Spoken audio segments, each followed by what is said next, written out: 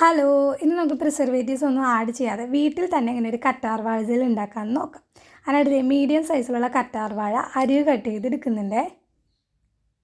അതിനുശേഷം ഒരു 1 അവർ ഇതുപോലെ ചാരി വെക്കാം കേട്ടോ.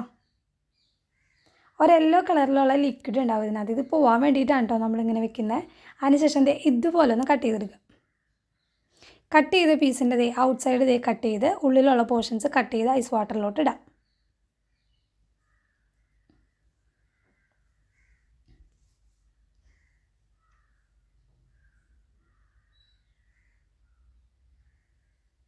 അതിനുശേഷം ഈ കറ്റാർ വാഴയിലെ വഴുവഴുപ്പ് പോകുന്ന വരെ നന്നായിട്ടൊന്ന് കഴുകിയെടുക്കാം കേട്ടോ.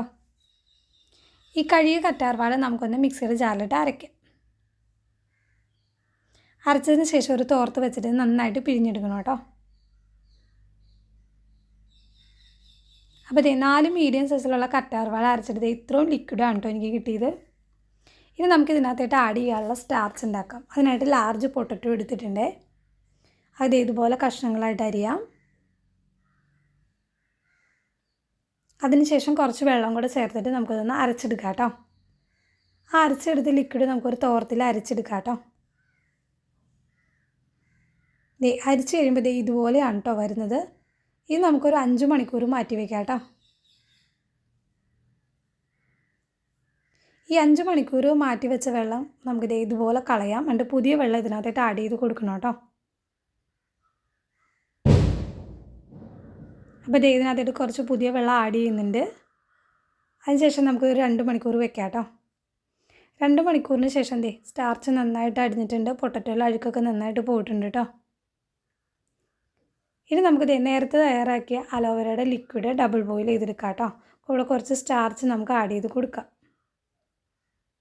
നമുക്ക് ഇടയ്ക്ക് കുറച്ചുകൂടെ സ്റ്റാർച്ച് ആഡ് ചെയ്ത് കൊടുത്ത് വെള്ളം നന്നായിട്ട് പറ്റിച്ചെടുക്കാം കേട്ടോ.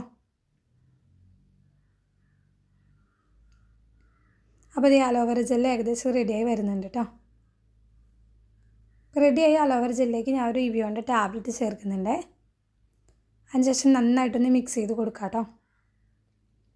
ഇതൊരു ചെറിയ ജാറിലോട്ട് മാറ്റി നമുക്ക് ഫ്രിഡ്ജിൽ സൂക്ഷിക്കാം കേട്ടോ.